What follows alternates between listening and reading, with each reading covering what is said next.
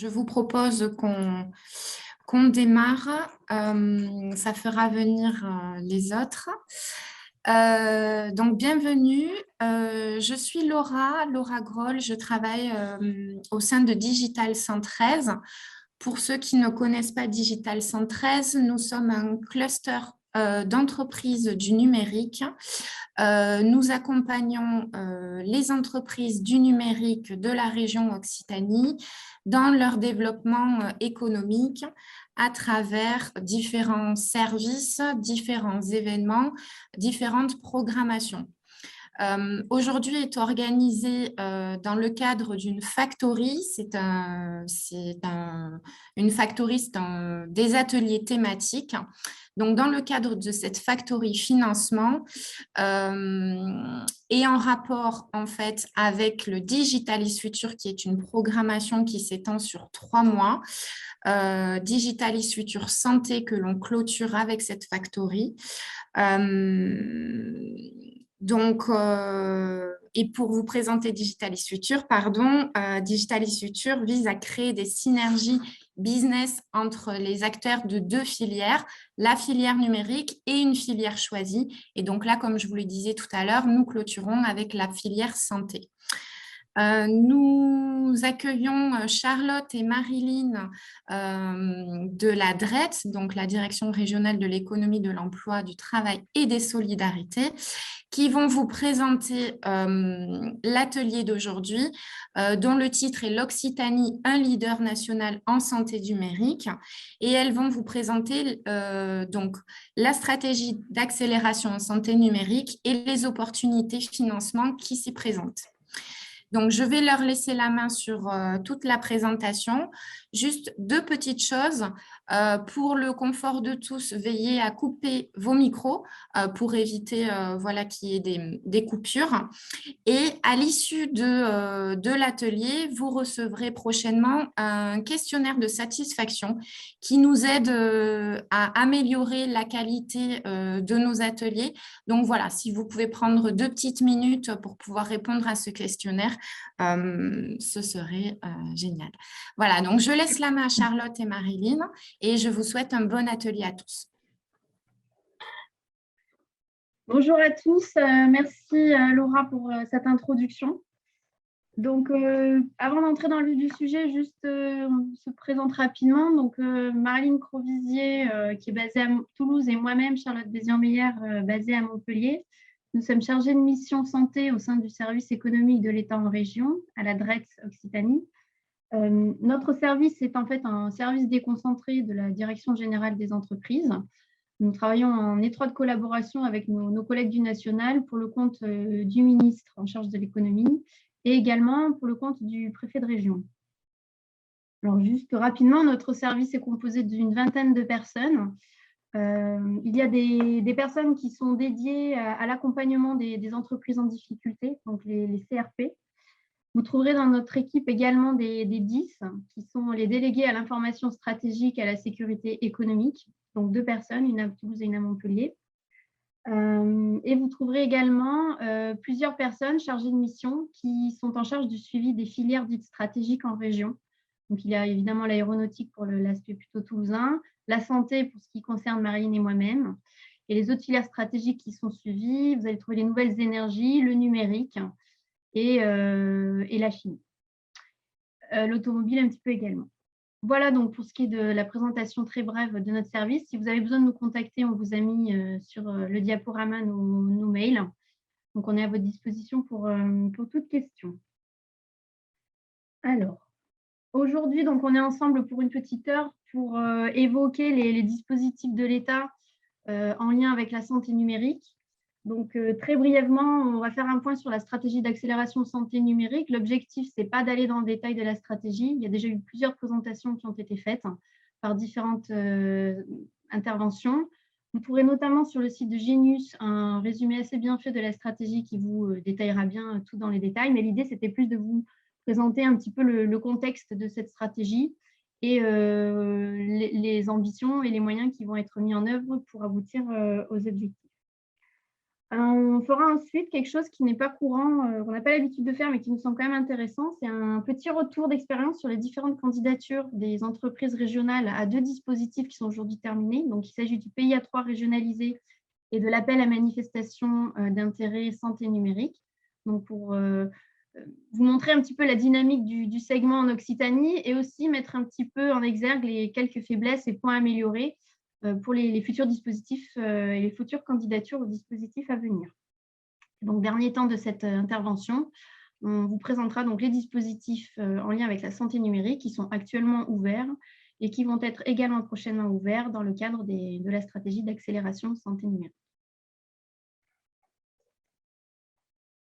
Alors, ça ne passe pas, on va faire comme ça. Page blanche. Un petit souci technique. Voilà, les aléas du direct. Je vous assure qu'on a mis des choses sur cette diapo. Je vais essayer. J'essaye de partager moi. Ah ouais, vas-y, essaye. Je vais arrêter. Commence bien.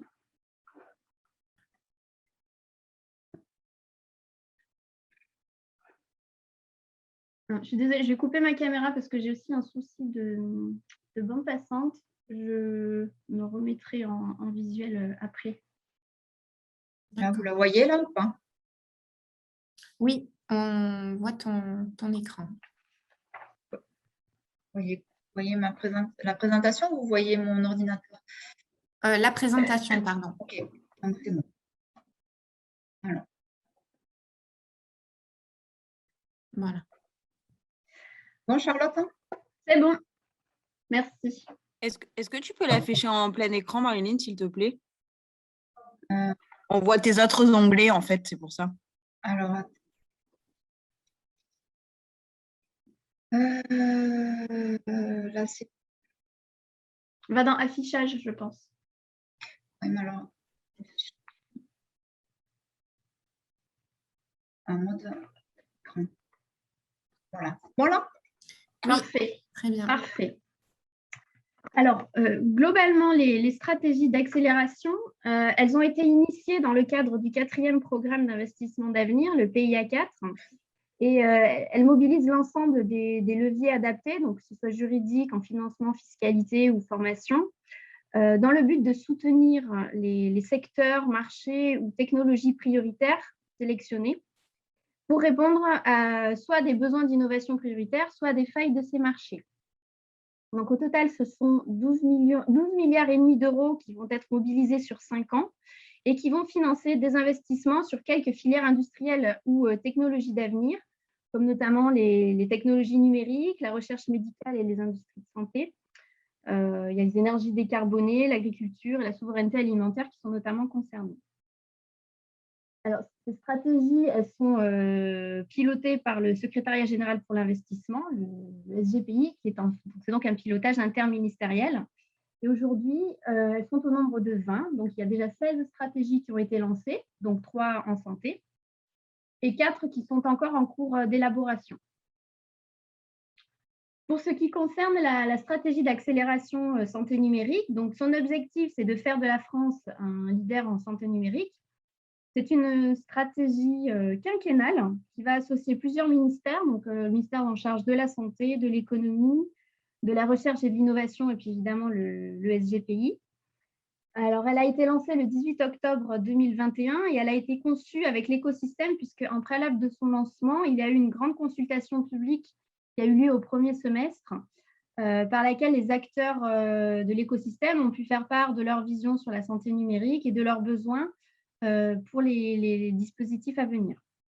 Donc, cette stratégie, elle est dotée d'une enveloppe de 650 millions d'euros qui sera utilisée à travers 34 actions et un appel à manifestation d'intérêt dont on va vous parler dans les diapositives d'après.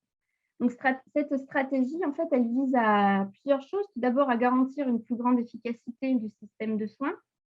Elle vise à donner les moyens pour les entreprises et startups concernées d'expérimenter, d'accélérer le développement et puis de passer à l'échelle. Elle cherche aussi à minimiser la dépendance aux législations et aux plateformes étrangères. Et puis, bien sûr, elle cherche à accélérer la transition vers la médecine des 5 P. Donc, les 5 P pour personnaliser, reposant sur des preuves, médecine prédictive, préventive et participative. J'avais oublié le dernier.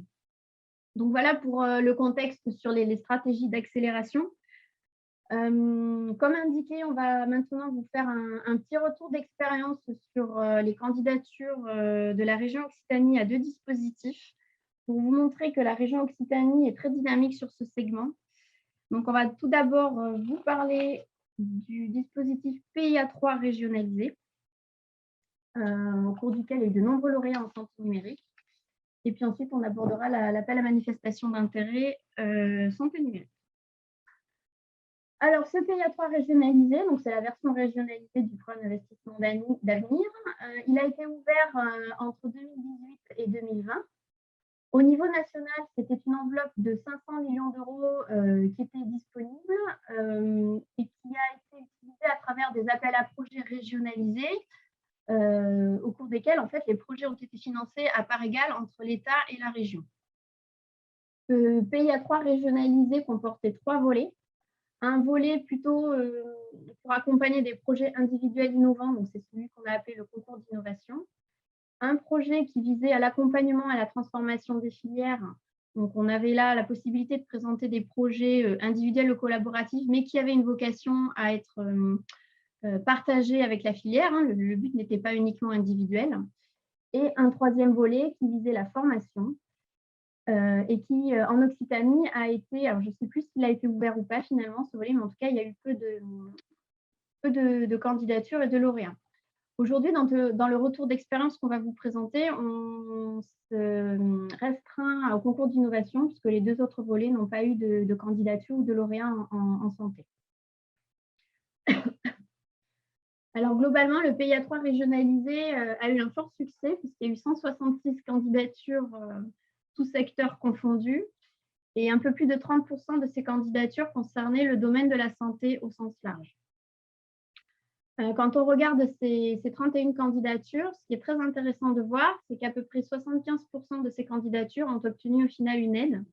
Donc, c'est plutôt un dispositif qui a bien fonctionné pour la filière santé. Les projets qui ont été proposés correspondaient à une assiette de 22 millions d'euros. Et donc, au total, il y a 9,5 millions d'euros qui ont été attribués aux projets lauréats, soit sous forme de subvention, soit sous forme d'avance remboursable. Donc, pour les prochains PIA régionalisés à venir, à garder en tête que c'est quand même un dispositif qui, en tout cas en région Occitanie, a été plutôt favorable pour les dossiers en santé.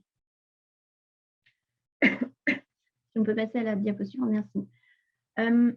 Lorsqu'on regarde les 38 lauréats de la filière santé, clairement, on voit que le segment de la santé numérique se démarque, puisqu'on a 13 dossiers classés e-santé, donc on est plutôt sur la gestion de données, des algorithmes et des logiciels, et également des dossiers santé numérique que l'on retrouve dans la catégorie dispositifs médicaux, diagnostics et robotique. Donc, le message qu'on veut vous faire passer ici, c'est que la santé numérique en Occitanie est vraiment dynamique et les projets qui sont proposés, notamment dans le cadre du PIA3 régionalisé, ont été vraiment valorisés et accompagnés largement par ce dispositif. Très globalement, sur les dossiers en e-santé, tous les porteurs étaient des TPE ou des PME. Dans 70% des cas, 69 pour être précise, ces porteurs étaient situés en Haute-Garonne, ou dans la région toulousaine, et 31% dans l'Hérault. Par rapport aux 13 dossiers, c'est ça, 13 dossiers e-santé, on avait 5 projets sur les dispositifs médicaux connectés, 3 projets sur les plateformes données de santé, 3 projets sur les algorithmes innovants et les hubs, un projet sur l'automatisation et un projet sur les outils de gestion d'établissement de soins. Donc voilà ici les thématiques qui ont été retenues dans le cadre de cet appel à projet et qui sont en fait tout à fait en adéquation avec les axes de la stratégie nationale santé numérique. Donc c'est un bilan assez bref sur le dispositif régional. On voulait également vous faire un point sur le bilan de l'AMI santé numérique, donc l'appel à manifestation d'intérêt qui est en lien direct avec la stratégie d'accélération. Alors, cette AMI a été ouverte du 1er mars au 16 juin 2021 avec 2 relèves. L'objectif principal d'un AMI, c'est d'identifier sur le territoire des acteurs économiques et des projets en lien avec les thématiques. Pourquoi faire? Tout simplement pour préfigurer notamment les futurs appels à projets qui vont découler de cette stratégie. Donc, l'idée principale, c'était pour le niveau national, d'avoir une connaissance fine des projets qu'il y avait dans les territoires et pour pouvoir un peu plus orienter les dispositifs à venir pour accompagner ces projets. Pour les projets qui étaient qui ont été jugés prioritaires et surtout suffisamment matures, il y a eu à la clé des aides directes dans le cadre de l'AMI. En général, l'AMI n'apporte pas d'aide directe, mais pour certains projets qui sont particulièrement prioritaires et matures, certaines candidatures se sont vues proposer une aide d'accompagnement. Alors, les entreprises étaient ciblées, évidemment, c'était d'ailleurs un des critères pour candidater. Mais il pouvait également y avoir des candidatures en consortium avec toujours une entreprise, mais également ouvert à des laboratoires de recherche ou des établissements de santé. 3 axes étaient dédiés à cette AMI. Le premier axe qui concernait les dispositifs médicaux numériques. Le deuxième axe, la collecte ou la structuration des données de santé. Et puis un troisième axe qui était assez large, dans lequel il y a eu plusieurs dossiers. Et on verra que ces dossiers n'étaient pas forcément dans les clous vis-à-vis des critères recherchés dans cette AMI. On vous en parle dans les slides à venir sur le résultat. Alors, pour information, c'est un dispositif national. Nous, en région, on n'a pas eu de regard sur les dossiers qui ont été présentés. Régulièrement, il y a le comité de décision qui s'est réuni pour statuer sur les candidatures. Alors, ce comité de décision était composé de membres représentants des différents ministères en lien avec la stratégie, donc le ministère de la Santé, de la Recherche, le ministère de l'Économie et le SGPI, et également avec des membres de BPI France, puisque c'est l'opérateur qui s'occupe de ces dispositifs. Les éléments qui étaient examinés dans les dossiers.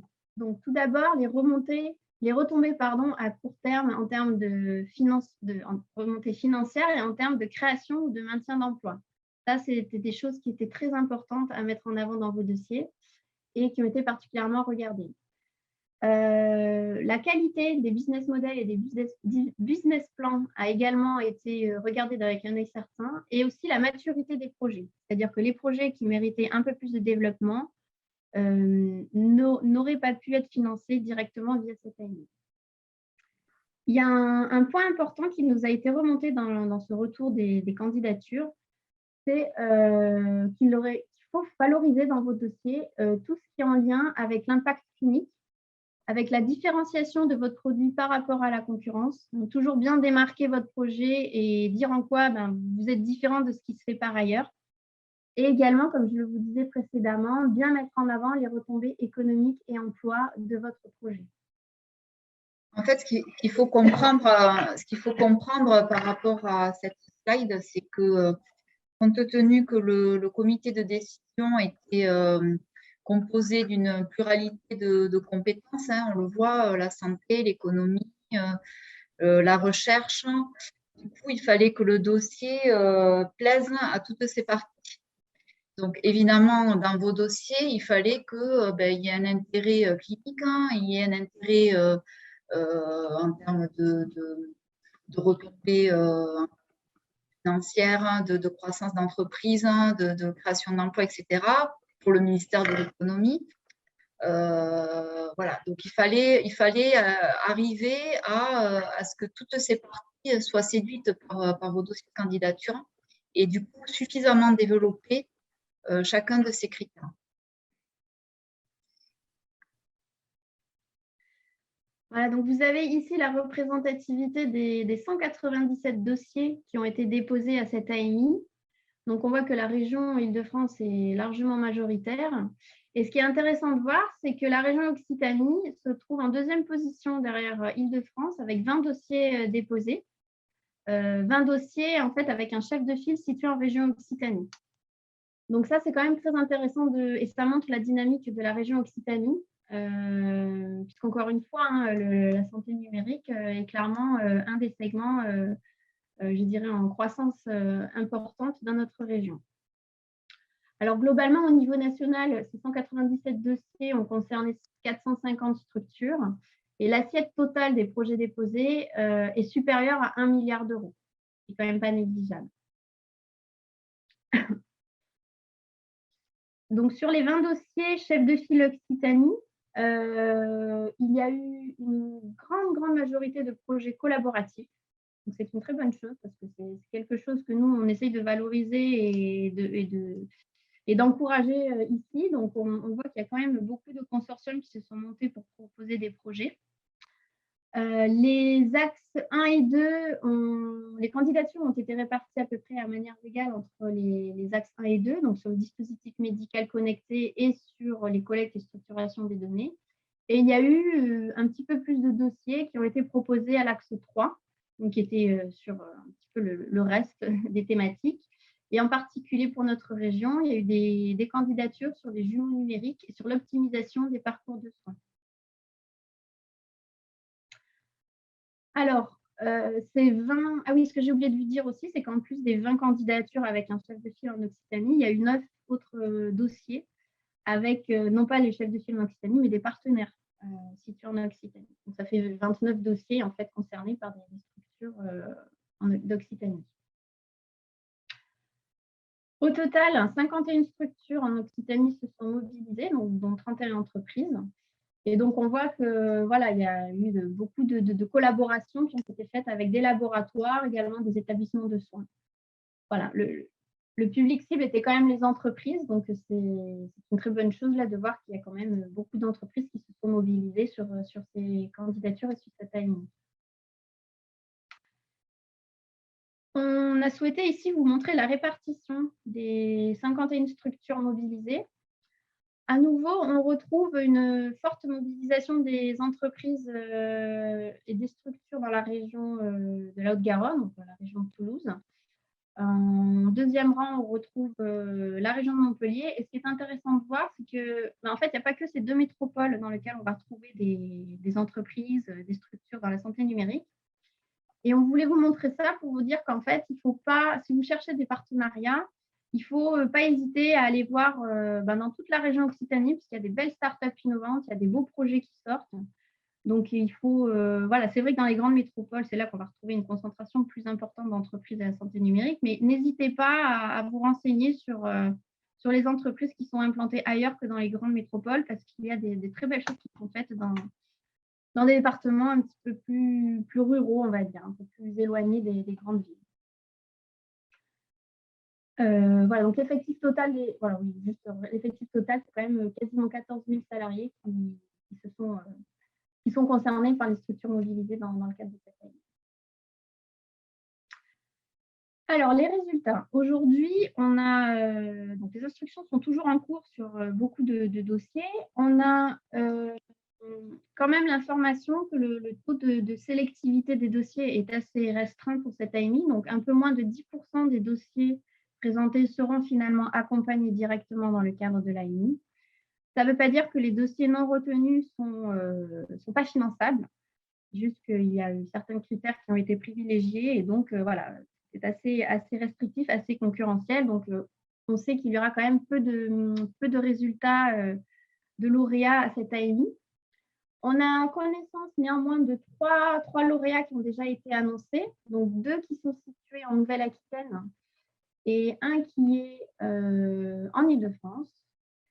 On vous les a présentés ici. Donc, on est clairement sur des dossiers qui sont en lien avec la médecine des 5P.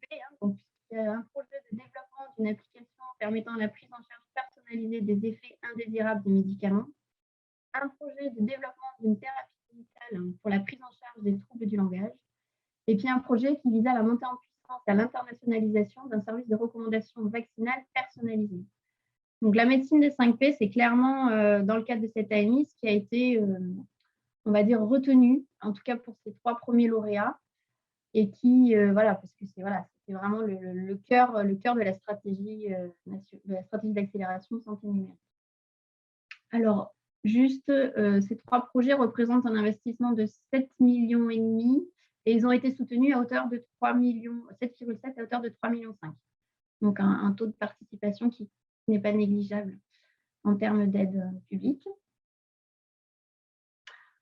Alors, qu'en est-il en Occitanie? Donc, pour l'instant, on n'a pas eu connaissance de candidats lauréats cette année. On sait cependant que les candidatures régionales, si elles sont lauréables, il y en aura très peu.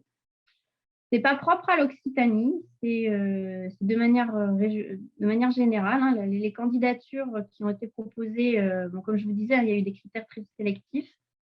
Mais on nous a fait part de certains points d'attention par rapport aux candidatures qui n'ont pas été retenues. Tout d'abord, il y a eu à peu près un tiers des candidatures à l'AMI qui étaient hors sujet. Hors sujet, pourquoi? Parce qu'en fait, il y avait un axe 3 qui était un peu un axe fourre-tout et qui n'était peut-être pas spécifiquement et pas assez bien précisé dans le cahier des charges. Et donc, il y a eu beaucoup de projets qui ont été proposés dans cet axe, mais qui, en fait, n'entraient pas dans le cadre de l'AMI, de la stratégie. Donc, lorsqu'il y a des candidatures qui sont faites, le message qu'on veut vous faire passer, c'est lisez bien le cahier des charges, lisez bien les conditions. Et dans ces candidatures hors sujet aussi, c'est hors sujet et hors critères, je dirais, parce qu'il y a aussi des critères de sélection en termes d'investissement de budget plancher. Et il y a eu plusieurs dossiers de candidature qui ont été rejetés tout simplement parce qu'ils ne respectaient pas le critère des 2 millions d'euros plancher. Donc c'est dommage parce que ce sont sans doute des projets très intéressants et qui ont été d'office écartés parce que voilà, il y avait un critère de budget et qui n'était pas respecté dans la candidature. Donc le message qu'on veut vous faire passer, c'est attention au cahier des charges des dispositifs qui sont proposés. Il y a des critères pas très difficiles à respecter, mais voilà, il y a des critères et donc il y a beaucoup de dossiers qui malheureusement n'ont pas pu être retenus parce que voilà, on était un peu hors sujet, hors cadre. Et n'hésitez pas non plus à vous rapprocher des structures partenaires d'accompagnement en région, à savoir Digital 113, Eurobiomed, ADOC, et également la Technopole Castro-Mazamet qui pourront vous aider à mettre en valeur votre projet, à dégager des arguments forts pour que les instances de décision perçoivent l'intérêt de votre candidature. Donc, il ne faut pas hésiter à se rapprocher de structures. Et vous pouvez également nous contacter, Charlotte et moi-même, pour vraiment vous assurer que votre dossier est abouti et n'est pas défaillant sur les points qu'il faudrait développer. Voilà, et je rajouterais que vraiment ces structures sont là pour vous accompagner dans la préparation des dossiers de candidature. Parce qu'il y a aussi un point qui nous a été remonté, c'est qu'en fait, il y avait certains dossiers qui n'étaient pas suffisamment développés, voire incomplets sur les critères qui ont été particulièrement examinés, à savoir les retombées économiques et en termes d'emploi, tout ce qui est business model, business plan et le détail des coûts du projet. Voilà, un projet qui propose un budget global mais qui ne détaille pas trop les dépenses, voilà, n'a pas été forcément examiné avec attention puisque voilà, c'était un élément quand même qui était regardé. Et puis enfin, donc, comme je vous disais précédemment, il y a certains projets qui sont pas retenus, mais tout simplement parce qu'ils ont été jugés pas assez matures et qui nécessitaient un petit peu de poursuivre leur développement. Donc voilà, c'est des projets qui pourront être bien entendu accompagnés ultérieurement lorsqu'ils auront un petit peu avancé. Pour les entreprises qui auraient déjà reçu la notification de BPI France, vous pouvez contacter donc directement BPI France pour avoir des précisions sur ce qui a pêché dans la candidature. Donc, vous avez mis là l'adresse mail à laquelle vous pouvez envoyer votre demande. Ça vous intéresse de savoir un petit peu sur quel point de votre dossier il faudrait un petit peu plus approfondir, qu'est-ce qui a fait défaut et comment voilà, améliorer la candidature pour les prochains dispositifs. Alors, en conclusion quand même de ce retour d'expérience, ce qu'il faut retenir, c'est que la région Occitanie est quand même très dynamique en santé numérique. Il y a eu beaucoup de candidatures déposées, beaucoup d'entreprises et d'autres structures qui sont très motivées. On l'a vu pour le PIA 3 régionalisé, la santé numérique, ça a été le segment qui a eu le plus de succès. Donc, il faut continuer dans sa lancée, il faut continuer à se mobiliser puisque l'Occitanie a clairement une place à prendre dans le domaine. On parle beaucoup de l'Île-de-France, Nouvelle-Aquitaine, mais voilà, la région Occitanie a de très belles entreprises, de beaux projets, donc il faut continuer à se mobiliser. Pour ce qui est des collaborations, nous, on encourage vraiment à ce qu'il y ait des projets collaboratifs, des consortiums qui se montent.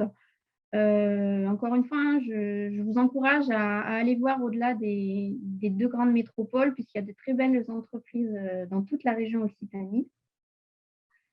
Et le petit message qu'on voulait vous faire passer, donc en conclusion pour vos prochaines candidatures, regardez bien les critères de sélection et les appels à projets et les cahiers des charges. Évidemment, comme Marilyn vous l'a dit, n'hésitez pas à vous faire accompagner par les structures d'ADOC, Robiomed ou les clusters qui sont là vraiment pour vous aider à monter les dossiers de candidature. Vous pouvez également venir vers nous, mais nous, on ne fera pas d'accompagnement individuel pour monter les dossiers parce qu'on peut être amené également à émettre des avis sur certains dossiers. Donc, ça pose un petit souci si on vous a accompagné en détail sur le montage et la préparation de la candidature. Surtout dans vos dossiers de candidature, développez particulièrement les aspects retombées économiques et en termes de création d'emplois. Détaillez dans la mesure du possible les coûts de votre projet et n'oubliez pas de parler de la concurrence et d'insister sur en quoi votre projet se démarque de la concurrence. Voilà, ce sont vraiment les critères qui sont regardés au niveau des dispositifs nationaux. Voilà pour ce qui est du retour. Alors, je ne sais pas si vous avez des questions à ce stade ou des problématiques que vous avez rencontrées dans le cadre de ces candidatures. Nous, on est là aussi pour entendre votre avis et on fait remonter au niveau national les éventuelles problématiques qui sont rencontrées par les entreprises. Donc, si vous voulez, on peut faire déjà un petit temps d'échange à ce moment-là. Et on passera ensuite à la présentation de ce qui doit, je pense, vous intéresser aussi, à savoir les dispositifs qui vont s'ouvrir très prochainement. Personnellement, nous, on a été assez étonnés en fait, de ne pas avoir plus de succès à l'AMI Santé Numérique, parce qu'on a un écosystème en Occitanie qui est très favorable au sujet numérique en santé. Donc voilà, on pense que finalement, alors peut-être que, étant donné que c'était un AMI, les entreprises candidates n'ont pas pris trop de soin à rédiger leur dossier, ce qui leur aura du coup été fatal pour accéder à un financement. Mais du coup, voilà, on perd pas espoir pour la suite. Voilà, on œuvre tous ensemble, nous, État et les partenaires, pour faire en sorte que sur les prochains appels à projets, l'Occitanie, clairement, arrive à se démarquer parce qu'on est persuadé que, voilà, il y a en région des structures qu'il n'y a pas ailleurs, avec des compétences, des savoir-faire qui n'existent pas dans les autres régions, notamment en intelligence artificielle et autres. Donc voilà, je ne sais pas si vous avez des réactions. S'il n'y a pas de réaction, on continue sur les… Je veux bien juste une petite remarque, c'est Morgane de Robiomed. Oui. Du coup, nous, en tant qu'accompagnateur, bonjour, on a eu deux infos qui sont remontées de la part de potentiels candidats à cette AMI. Donc, il y a clairement le côté AMI et pas appel à projet où on ne sait pas trop dans quoi on s'engage et on va passer du temps dans le fait de monter un dossier ou même engager des frais d'accompagnement pour quelque chose où on n'est pas sûr d'avoir un financement à la clé. Ça, c'est sûr que c'était un sujet. Et l'autre, c'était ce point du budget plancher de 2 millions.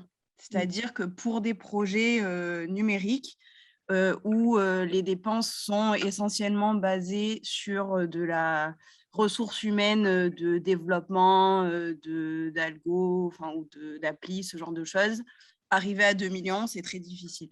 Donc, ça, c'est un retour aussi qui nous a été fait par les sociétés de santé numérique. Oui. Alors, c'est vrai que sur l'aspect AMI, AAP, c'est un peu délicat parce qu'il initialement, les AMI n'ont pas vocation à accompagner directement les entreprises, mais à identifier sur le territoire des projets, des tendances, pour ensuite construire des dispositifs, cette fois-ci d'aide, en rapport avec ce qui se fait sur le territoire. Depuis quelques temps, on voit certains AMI qui donnent directement accès à certaines aides, à des subventions. Donc, c'est un peu changeant au niveau de la tendance AMI. Ça se rapproche un petit peu d'un appel à projet. Et alors, c'est vrai que dans les appels à projets, on a tendance à un petit peu plus détailler le projet et différents volets qui sont demandés, notamment budgétaires, parce que voilà, on sait qu'à la clé, il y a des financements. Nous, on vous encourage quand même à proposer à l'AMI des dossiers assez complets, parce que justement, on ne sait jamais, il peut y avoir des dispositifs directement alloués. Et de toute façon, ce travail que vous allez faire de dossier va vous servir, quoi qu'il arrive, dans toutes vos candidatures à différents dispositifs.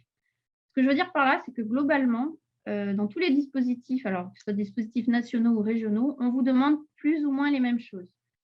La présentation de l'entreprise, les concurrents, le business plan, ça, c'est des choses qui vont revenir systématiquement dans les demandes, dans les dossiers de candidature. Donc, c'est vrai qu'il y a un gros travail à faire initial de préparation de ces éléments, mais je pense que c'est un travail qui peut être quand même assez utile et bénéfique pour toutes les candidatures à venir.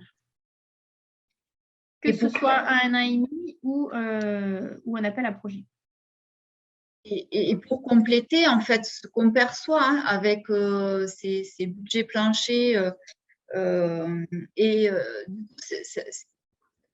qu'on en perçoit de ça, que ce qu'attend le niveau national, ce sont des projets qui sont structurants, plus que des projets qui vont bénéficier à une entreprise. L'État, finalement, veut des projets structurants. Alors, finalement, on le voit, ces budgets-là vous amènent à proposer des projets en consortium.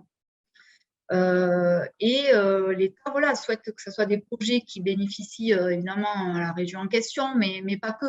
Parce que ces dispositifs nationaux-là, que ça vienne d'une région ou une autre, en fait, peu importe pour eux, ça bénéficie à l'État français. Bon, nous, en région, voilà, on a intérêt à ce que les projets soient ici pour garder ces compétences, ces emplois et solides. Mais du coup, vous avez intérêt à vous regrouper, à mener des réflexions collectives, pour proposer des sujets qui bénéficient à vos entreprises, mais qui pourraient aussi bénéficier à la filière. C'est ça qui finalement transparaît dans ces cahiers des charges. Alors, juste, on a deux petites questions dans le chat. Oui. Je vais vous les lire à haute voix. Donc, on a une question de Fatima qui demande « Est-ce que ces projets sont financés à 50% ?» Alors, Fatima, est-ce que vous voulez peut-être compléter pour être un peu plus précise ou voilà ce que… Alors, juste, l'AMI, il n'y avait pas de taux d'intervention décrit dans le cahier d'échange puisqu'on était sur justement un appel à manifestation d'intérêt. Donc, en fait, ce qui a été décidé, ça a été au bon vouloir de l'État et de l'enveloppe qui était allouée à cet appel à manifestation d'intérêt. Donc, il n'y avait pas de règle de financement, en fait. Et c'est ça la question. J'espère qu'on a répondu à votre question, Fatima.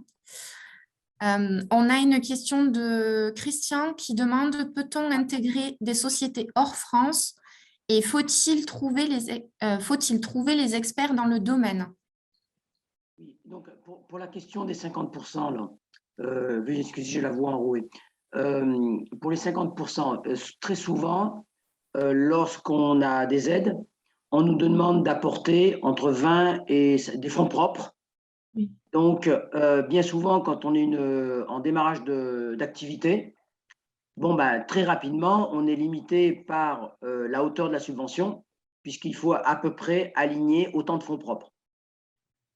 Donc, d'où la difficulté d'entreprises comme les TPE qui sont à la fois même en croissance ou en démarrage, ce qui fait que c'est une barrière difficile, puisqu'en fait, on est très rapidement hors du jeu si on n'a pas les fonds propres suffisants. Que je comprends, hein, d'ailleurs, hein, je comprends, mais je pense que c'était ça la question probablement de Fatima. Concernant mes questions, oui, moi j'essaye d'élaborer un sujet en Occitanie, dans le domaine de l'e-santé et en l'occurrence dans le diagnostic médical. Donc, j'ai essayé de parcourir les compétences et les connaissances dans ce domaine pour ce qu'on appelle des tests rapides quantitatifs. Je ne parle pas du Covid, hein. Et donc, eh bien, quand on regarde dans ce domaine, en Occitanie et en France, les experts dans le domaine, puisqu'en fait, quasiment tout est importé, eh bien, on s'aperçoit qu'il y a des gens compétents, mais il faut les trouver et ce n'est pas facile. Et en accord avec vous, on est obligé d'avoir un projet collaboratif parce qu'en fait, ce sont des sujets assez complexes et chacun peut amener sa compétence. Alors moi, j'ai par exemple contacté le CEA à Marcoule, donc j'ai une réunion la semaine prochaine, mais ce n'est pas suffisant. Par exemple, sur les marqueurs ou les conjugués avec des anticorps, bon, ben, je suis en train de regarder des sociétés sur Strasbourg, voire à l'étranger, en Angleterre, puisqu'en fait, autant, bon, moi, ça fait 30 ans que je suis dans Occitanie, j'ai été chez Oriba Médical, j'ai beaucoup œuvré à développer le secteur, mais maintenant, je suis dans des nouveaux projets et c'est assez complexe. J'ai bien demandé l'aide d'Eurobiomed, bien évidemment, pour trouver des partenaires. Mais donc, ma question, c'est, oui, trouver des partenaires en Occitanie, ben, on essaye, ce n'est pas toujours évident. Et en France, ce n'est pas non plus évident non plus. Et donc, parfois, ben, j'ai des contacts avec les États-Unis, avec les Anglais, par exemple, avec l'Angleterre. Donc, est-ce que ces aides peuvent intégrer des sociétés en dehors d'Occitanie et en dehors de la France? Alors, donc deux questions. Alors, la notion de fonds propres, hein. Alors, effectivement, c'est une problématique qui est d'autant plus vraie dans le secteur de la santé numérique parce qu'on est sur des petites, la plupart des startups, hein, du coup, ont du mal à justifier ces éléments-là. Alors ça, c'est une notion qui est liée à la réglementation des aides européennes. Du coup, nous échappe un peu puisque BPI France, quand ils font leur instruction, ils sont obligés de vérifier que l'entreprise n'est pas en difficulté. Il nous est interdit de donner de l'argent à des entreprises qui seraient en difficulté financière ou pas suffisamment équilibrées au niveau des comptes. Donc, c'est une notion, voilà, qui n'est pas propre à la France, hein, mais qui est liée à la réglementation sur les aides. Pour le deuxième point, peut-on intégrer des sociétés étrangères? Alors, oui, évidemment, il ne faut pas que cette entreprise-là, elle soit chef de file dans votre consortium, mais l'administration centrale comprend très bien qu'il y a certaines compétences qu'on ne détient pas en France. Donc, dans la mesure du possible, il faut faire en sorte d'avoir des consortiums le plus français possible, puisque ça permet d'avoir un savoir-faire, de garder les savoir-faire dans notre pays. Maintenant, il n'est pas interdit d'aller rechercher des compétences ailleurs quand on ne les dispose pas sur notre territoire.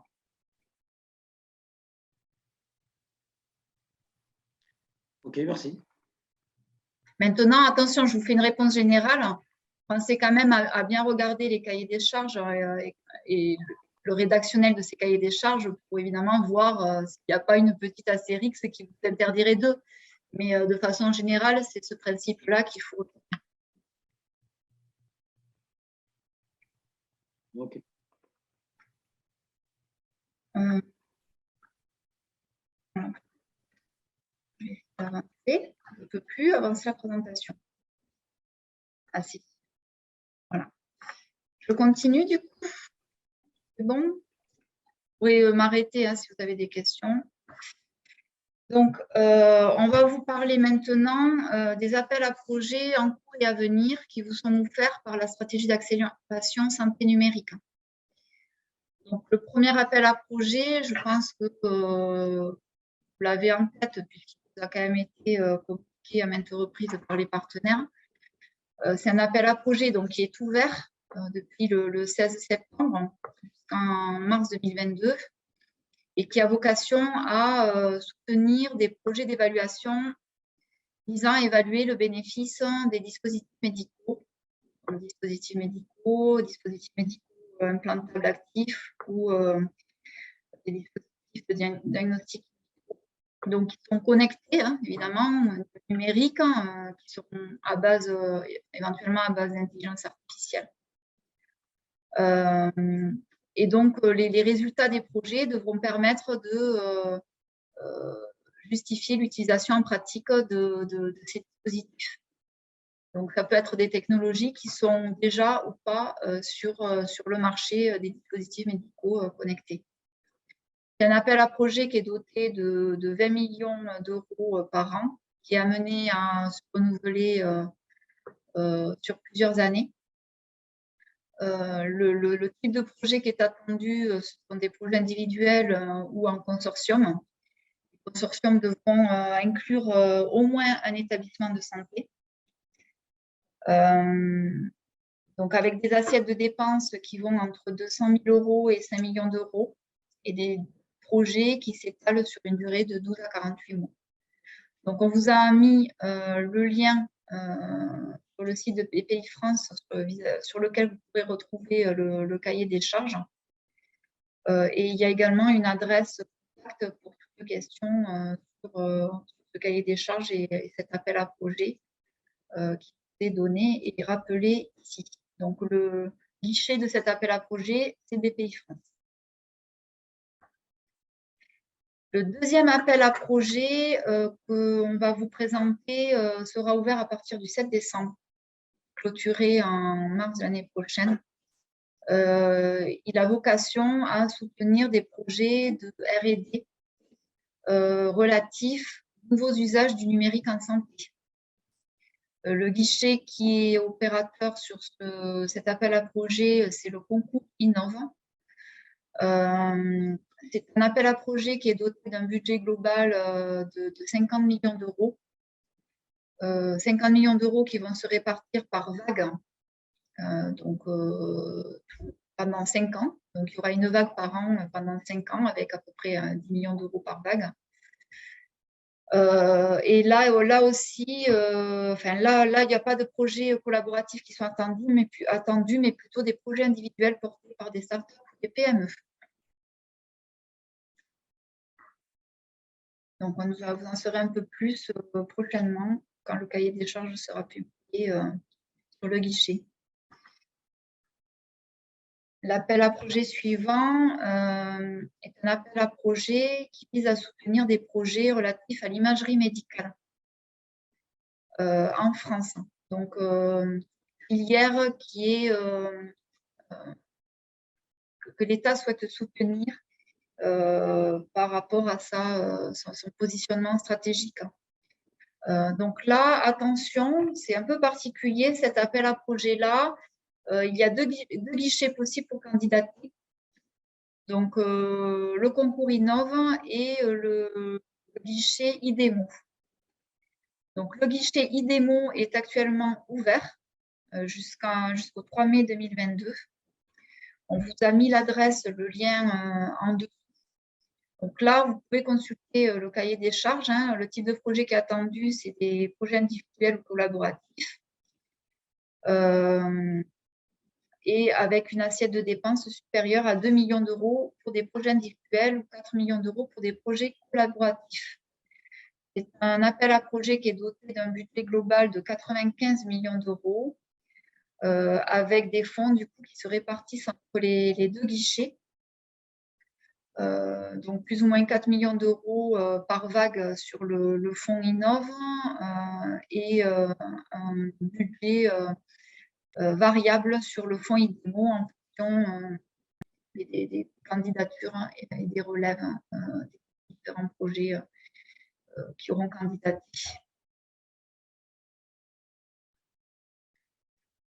Le prochain appel à projet dont on voulait vous parler, c'est un guichet donc, qui est détenu par BPI France, qui vise à accompagner les entreprises dans leur démarche de process qualité, de marquage CE pour les dispositifs médicaux et d'écriture de protocoles d'études cliniques pour les produits que vous pourriez développer. Donc là, on n'a pas d'informations à ce stade sur le budget qui sera alloué à ce guichet. Il paraîtra à partir du premier semestre de l'année prochaine. Et il vise des porteurs du type start-up, PME, ETI. Donc là, on est vraiment sur un guichet d'accompagnement, de soutien aux entreprises pour qu'elles puissent monter en compétences sur ces sujets-là. Le prochain appel à projet vise à faire émerger des solutions de télémédecine accessibles aux personnes en situation de handicap. Donc là, vous pourrez retrouver le cahier des charges vis-à-vis de cet appel à projet sur le guichet Concours Innov.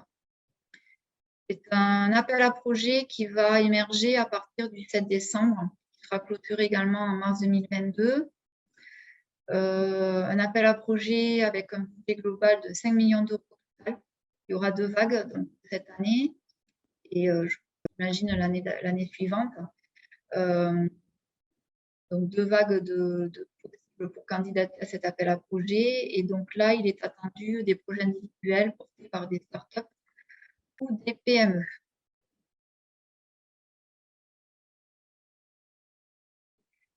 Le dernier appel à projet dont on parlait, c'est un appel à projet relatif aux tiers-lieux d'expérimentation. Donc là, on est sur une action qui vise à financer des programmes d'expérimentation dans des structures sanitaires et médico-sociales.